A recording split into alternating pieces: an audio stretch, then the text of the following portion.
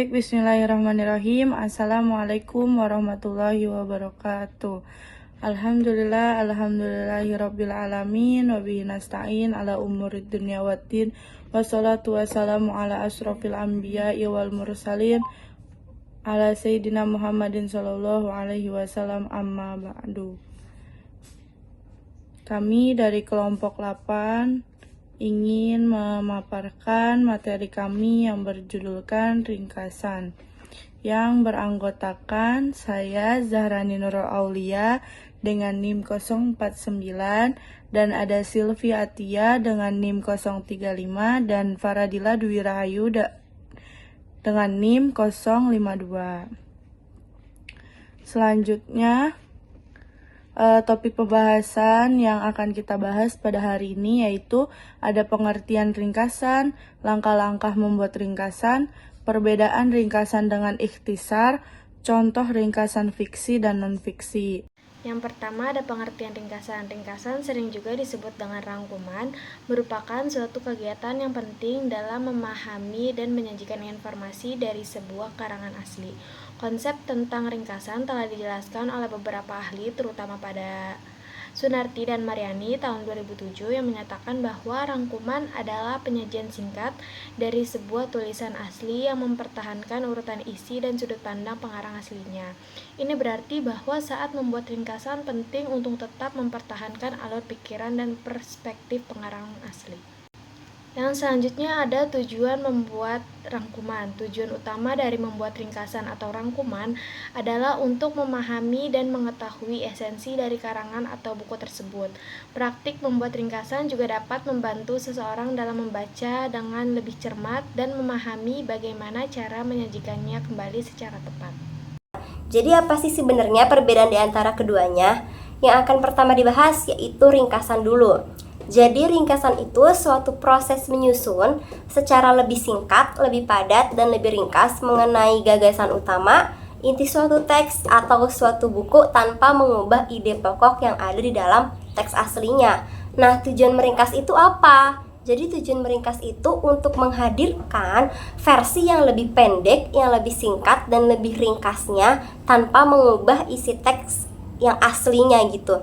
Contohnya kayak kita membaca nih sebuah teks panjang atau sebuah buku. Nah, ketika ingin diringkas menjadi sebuah bacaan yang lebih pendek, singkat, dan ringkas, itu tetap harus mempertahankan makna, gagasan utama, dan ide pokok dari teks yang kita ambil. Jadi yang tadinya teksnya panjang, kayak teks panjang atau buku itu kan pasti tebal ya, bacaannya panjang.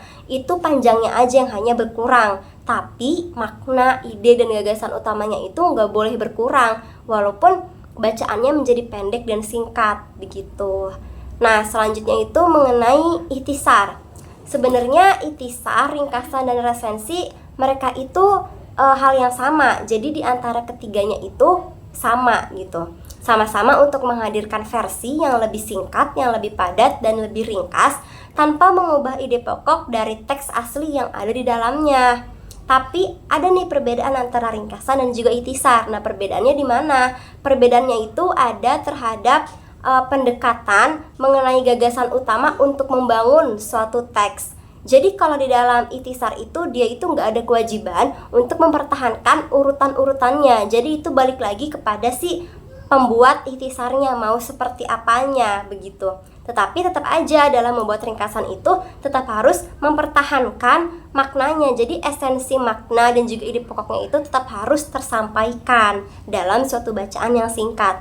Terus perbedaan lainnya tuh apa? Perbedaan lainnya itu ada kepada kalau misalnya ikhtisar itu dia itu hanya mengambil beberapa bagian dari bacaan aslinya. Tapi kalau ringkasan itu dia itu hampir mengambil keseluruhan dari bacaan aslinya. Terus ketika kita membuat ringkasan itu ada beberapa hal yang harus dihindari. Misalnya ketika kita ingin menulis nih sebuah ringkasan, ada baiknya hindari seperti pengucapan seperti penulisan kata pada paragraf pertama, atau misalnya penulis mengemukakan bahwa. Nah, sebaiknya kalimat-kalimat seperti itu dihindari. Kenapa? Karena kan sejatinya atau hakikatnya itu kan dalam ringkasan itu dia itu kata-katanya itu kiasan, ilustrasi, dan juga penataannya itu kan tersusun kan. Makanya sebaiknya dihindari dari kalimat-kalimat yang seperti itu. Jadi intinya ringkasan dan ikhtisar itu kedua hal yang sama untuk membuat bacaan menjadi lebih pendek tetapi tetap mempertahankan makna, gagasan utama, ide pokok dari teks aslinya. Selanjutnya ini ada langkah-langkah membuat ringkasan. Di sini ada 4. Yang akan dibahas pertama yaitu mengenai membaca teks aslinya. Jadi sebelum kita membuat ringkasan pastinya harus kita baca dulu dong teks aslinya. Nah, dalam membaca itu dibutuhkan proses yang namanya menikmati. Kenapa harus menikmati dalam membaca? Supaya meminimalisir terjadinya hambatan ketika membuat ringkasan. Nah, ketika kita membaca teks aslinya itu juga nggak cukup hanya sekali. Pastikan yang namanya membaca untuk membuat ringkasan yang hasilnya baik itu dibutuhkan untuk membaca yang berulang, bahkan bisa 3-4 kali. Karena kan kadang di dalam suatu bacaan itu terdapat kata-kata kiasan atau kata-kata penekanan yang artinya itu membutuhkan makna tersendiri gitu. Jadi supaya kita bisa mengetahui apa yang ingin disampaikan penulis, tetapi terdapat kata-kata yang kayak kita tuh kurang ngerti gitu. Nah, maka maka kata-kata tersebut itu perlu untuk dicari dulu kan pastinya. Nah, ketika kita membaca teks asli juga diperlukan untuk membacanya secara keseluruhan teksnya. Jadi nggak bisa kayak membaca cuman sepotong-sepotong atau dicegat-cegat gitu. Gunanya membaca seluruhnya itu supaya kita itu bisa mendapatkan gambaran umumnya, apa sih yang ingin disampaikan penulis ini, terus supaya kita juga bisa memaknai lebih baik gitu, bahwa makna dari bacaan ini tuh ini, makna dari bacaan ini tuh ini, seperti itu. Terus yang kedua itu ada menentukan dan mencatat ide utamanya. Jadi setelah kita membaca itu ada mencatat ide utamanya. Nah, di dalam langkah yang kedua ini, ketika kita mencatat ide utama, pastikan terjadinya proses membaca lagi dong.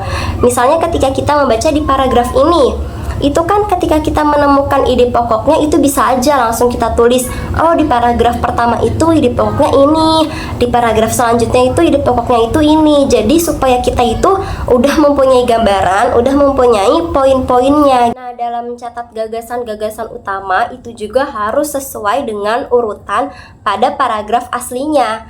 Jadi bisa dilihat di daftar isinya, itu kan di daftar isi kan berurutan ya. Jadi untuk memastikan bahwa urutan-urutan dari paragraf dan gagasan utama yang kita ringkas itu udah sesuai dengan daftar isi dari teks aslinya. Yang ketiga itu ada memulai menulis ringkasan. Jadi setelah kita tadi melakukan poin yang pertama dan kedua, selanjutnya di langkah ketiga itu mulai menulis ringkasan. Dengan gambaran-gambaran umum yang kita dapat di poin kedua, kita kan di poin kedua nih udah punya pegangan nih, udah punya ide-ide pokok di tiap paragraf itu ini, apa sih yang pentingnya, seperti itu kan. Nah, dari ide-ide pokok itu, ketika kita menulis ringkasan itu bentuknya itu harus berbentuk paragraf. Gak bisa berbentuk kayak sub-sub atau poin-poin. Jadi bentuknya itu harus berbentuk paragraf. Kalimat-kalimat dalam ringkasan tersebut yang kita akan tulis itu harus tetap mempertahankan makna, ide pokok, dan gagasan dari teks aslinya. Yang keempat ini yaitu membaca kembali ringkasan. Jadi setelah kita melakukan 3 langkah yang tadi sudah dijelaskan, yang terakhir itu membaca kembali ringkasan. Gunanya membaca itu apa? Gunanya membaca kembali ringkasan yang kita buat itu untuk meminimalisir terjadinya kesalahan kita. Jadi kita itu bisa ngecek ulang nih, hasil ringkasan kita ini udah sesuai belum ya sama teks aslinya, seperti itu. Terus gunanya lagi itu untuk mengecek apakah ringkasan yang kita buat ini sudah sesuai dengan penggunaan bahasa Indonesia yang baik dan benar, apakah ejaan-ejaan katanya itu udah sesuai, dan apakah tanda bacanya itu sudah sesuai, seperti itu. Jadi setiap kita telah menulis ringkasan, langkah terakhirnya itu kembali untuk membaca ringkasan yang kita buat. Selanjutnya ada contoh ringkasan fiksi dari cerita Kancil dan Buaya. Itu menceritakan tentang kancil yang ingin menyeberangi sungai yang dipenuhi buaya untuk mencapai kebun buah. Kancil dengan cerdik meminta buaya untuk berbaris di sungai sehingga dia dapat menghitung.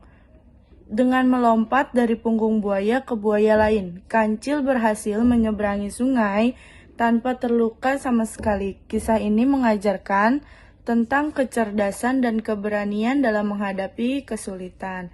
Selanjutnya itu ada contoh ringkasan non-fiksi yang diambil dari buku Tanah Air Beta oleh Severiana Khairil, menceritakan pengalaman penulis selama menjelajahi berbagai daerah di Indonesia.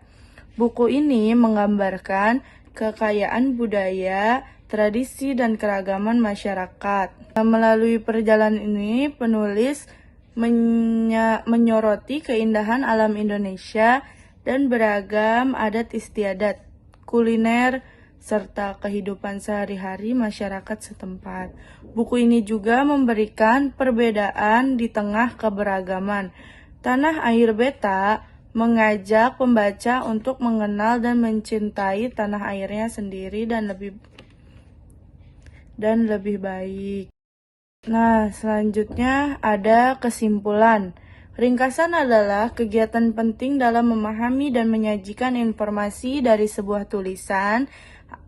Proses membuat ringkasan melibatkan menyajikan inti dari teks asli dalam bentuk yang lebih singkat, namun tetap mempertahankan urutan isi dan sudut pandangan pengarang asli. Langkah-langkah membuat ringkasan meliputi membaca teks asli dengan seksama, menentukan dan mencatat ide utama, serta memulai ringkasan dengan menjaga urutan paragraf sesuai dengan teks asli. Baik, cukup sekian dari kelompok kami. Kurang lebihnya mohon dimaafkan. Wabillahi taufiq wal hidayah, waridho wa inayah. Wassalamualaikum warahmatullahi wabarakatuh.